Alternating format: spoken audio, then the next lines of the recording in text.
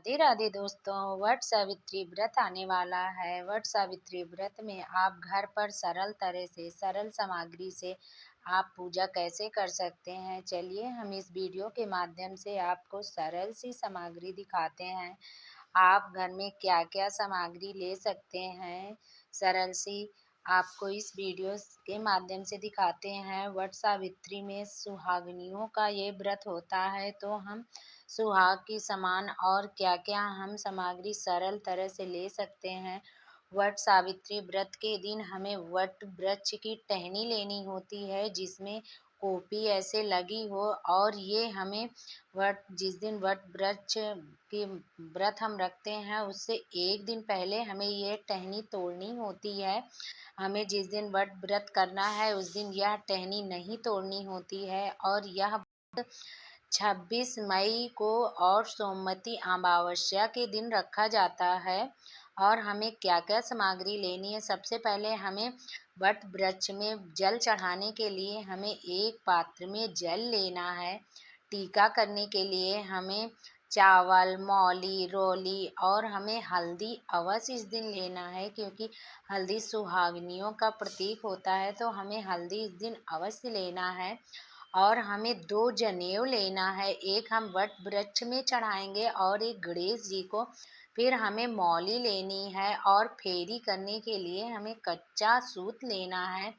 और हमें ऐपन इस दिन अवश्य लेना है। ऐपन हमें चावल और हल्दी से बनाना है। हमें एक दीपक भी लेना है, और हमें धूप लेना है, माचिस लेना है, और हमें ये सिंधौरा अवश्य इस दिन लेना है, क्योंकि ये सुहागनियों का व्रत होता है, तो हमें लकड़ी का सिंधौरा हो हमारे पास तो हमें पूजा में अवश्य रखनी होती है। फिर हमें गौरी और गणेश जी बनाना होता है, तो हम गौरी और गणेश जी बना लेंगे। फिर हमें वट वृक्ष के पत्तों से कुछ श्रृंगार के, जैसे मंगलसूत्र आप हाथ में पहनने के लिए बना सकते हैं। फिर हमें कुछ पत्ते लेने होते हैं वट वृक्ष के, तो हमें पत्ते लेने हैं, कुछ पुष्प लेने हैं, क्योंकि प्रसाद रखने के लिए। और हम घर पर पूजा करते हैं, तो हम कलश आपके यहाँ रखा जाता हो तो आप मिट्टी का या तांबे का, आप स्टील का, जैसे भी हो आप एक कलश ले लीजिए।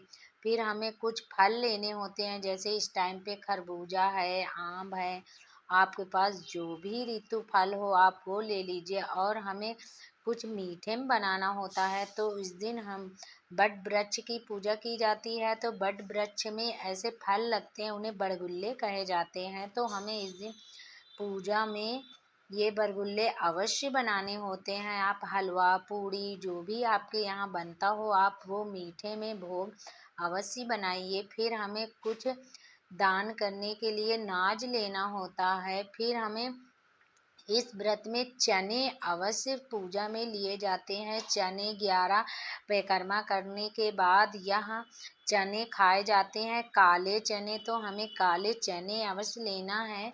फिर हमें सुहाग सामग्री अवश्य लेना है। इसमें सुहागनियों का व्रत होता है, हो सके तो आप 16 या 5 या 7 जो भी आप सुहाग की सामग्री है लेना चाहें, पर नई अवश्य लें।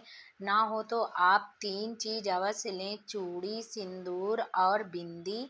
ये आप इस दिन वट वट सावित्री के पूजा में आप ये सुहाग की सामग्री अवश्य लीजिए 5।